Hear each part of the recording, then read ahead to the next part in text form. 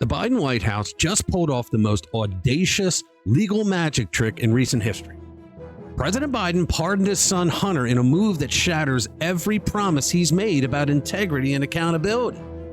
What really went down behind closed doors? We did a video yesterday about the pardon, but since then we have done some research, and oh boy, did we discover a lot. We figured out a lot. The timing of the presidential pardon Hunter got from his father couldn't be more suspect. In this video, we're going to get into the Biden family's tangled web of political influence, corruption, and scandal, and ask the question no one else dares.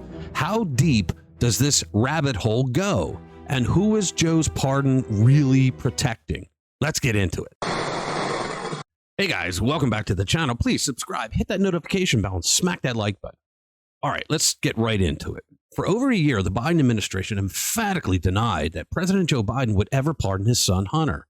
What we're witnessing right now is nothing short of a political sleight of hand that would make Houdini turn in his union card. Here's Karine Jean-Pierre herself claiming the president would not interfere with the pardon. She was clear. Give it a watch. Second one, would the president pardon or commute his son if he's convicted? So I've answered this question before. It was asked of me not too long ago, a couple of weeks ago, and I was very clear, and I said no. Okay. Let me go back to the first question of the briefing. I know you said not a lot's changed since yesterday and that it's a personal matter, but from a presidential perspective, is there any possibility that the president would end up pardoning his son? No. Again, you've also said several times that the president would not pardon or commute the sentence for his son, Hunter. I just want to make sure that that is not going to change over the next 6 months. The president's saying he would not. It's still a no. It's still a no. It will always be a no. That was pretty clear, wasn't it, guys? All right, and here is Joe himself telling ABC News Guy that he would not entertain a pardon and that he would respect the jury's verdict. Give it a watch. As we sit here in Normandy, your son Hunter is on trial, and I know that you cannot speak about an ongoing federal prosecution. But let me ask you, will you accept the jury's outcome, their verdict, no matter what it is? Yes. And have you ruled out a pardon for your son? Yes. For an entire year, we heard the same rehearsed narrative. No man is above the law, they proclaimed. It was from the Democrats. It was from their sycophants in the media. It was all the people who were pundits on these shows. Everybody said that no man is above the law. They weren't talking about Hunter Biden, the criminal. They weren't talking about his father, Joe Biden, the criminal. No, they were talking about who? Donald Trump. Give it a watch. The idea that no person is above the law is a bedrock principle of American justice. No man is above the law, no matter what the crime. And I agree with you. No man is above the law, and no person is above the law. No one is above the law. No one is above the law. No one's above the law. No one is above the law. No man is above the law. Nobody is above the law. No one is above the law. No man is above the law. He has to be held accountable. He's not above the law. No one's above the law. Either that nor any other title puts you above the rule of law. No one is truly above the law. That is what it means to have a rule of law. That is what it means to not have a king. They're not above the law. Nobody is above the law. Everyone will be treated, as Merrick Garland has said, as, equally. Well, that no one is above the law, which is foundational. No one is above the law, even a former president. We have one set of laws in this country, and they apply to everyone.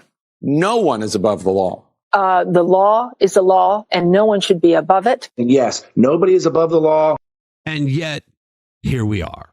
Not only did Joe Biden issue a pardon for Hunter, but it was also the most extensive and far-reaching pardon that we've seen in modern American history.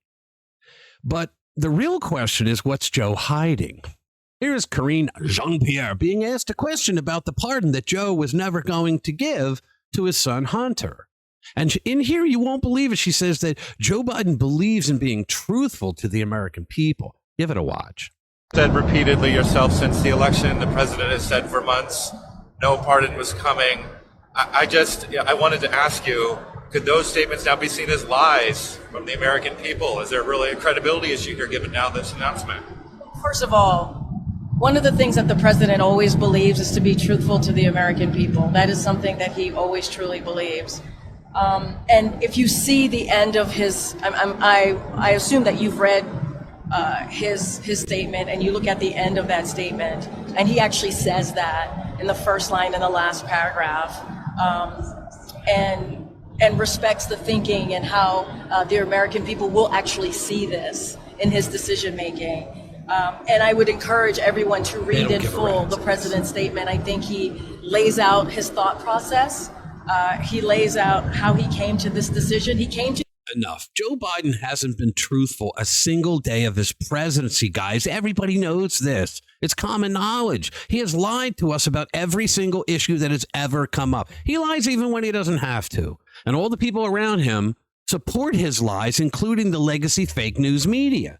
This isn't just a case of a father protecting his son. No, it's much darker. The pardon doesn't just cover Hunter's current legal troubles. It goes back to 2014 when Joe Biden was vice president under Barack Obama. This is the same time Hunter started his so-called side hustles. So what crimes might Joe have conveniently buried under this blanket pardon? The House Oversight Committee has already dug up dirt. They revealed that the Biden crime family operated over 20 shell companies, funneling money from shady dealings with countries like Ukraine and China. And let's not forget the infamous Burisma payments, $85,000 a month for a no-show job that Hunter was wholly unqualified for. But hey, who needs experience when your dad's the vice president, right? And here's where it gets even messier, guys. Hunter might have violated the Foreign Agents Registration Act, FARA. That's right. That could spell legal trouble for Joe, too, given his involvement in the family crime business.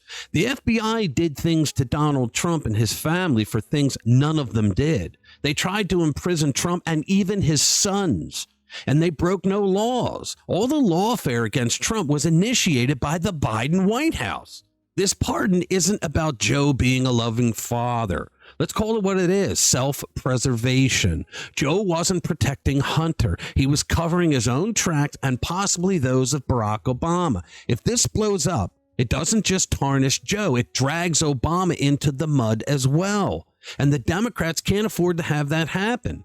Obama is the one who appointed Joe Biden to be in charge of getting a hold of corruption in Ukraine. Talk about the weasel being put in charge of security for the hen house.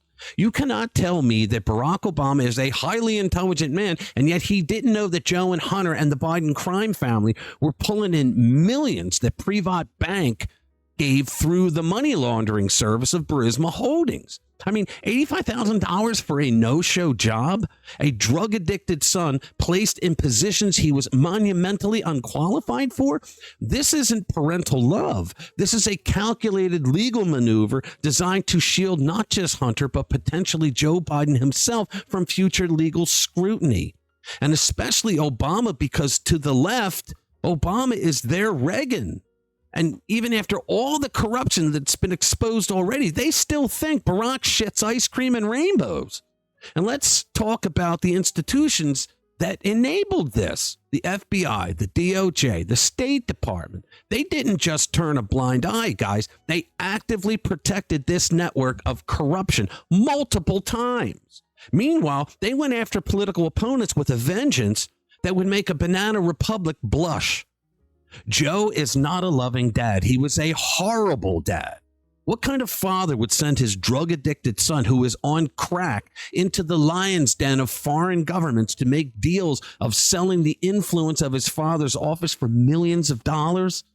No decent father would do that to his child, no matter how old the child was. And I'm not even getting into what Biden's daughter wrote in her diary about what he did to her. The guy is a creep all the way around. So here's the million-dollar question, guys. How many more pardons are coming? How deep does this rabbit hole go? The Biden crime family has just signaled that they are above the law, above accountability, and above the very principles of transparency they claim to champion. This isn't just a story about Hunter Biden. This is a story about the systematic erosion of accountability in our highest political offices, a cautionary tale of how power, when unchecked, becomes a license for impunity. All right, thank you for watching. Subscribe. Hit that notification bell if you want to be kept up to date with the latest in political scandals and breaking news. I'll see you in the next one. Spread the word. I remember the days, all those years ago that never fade away.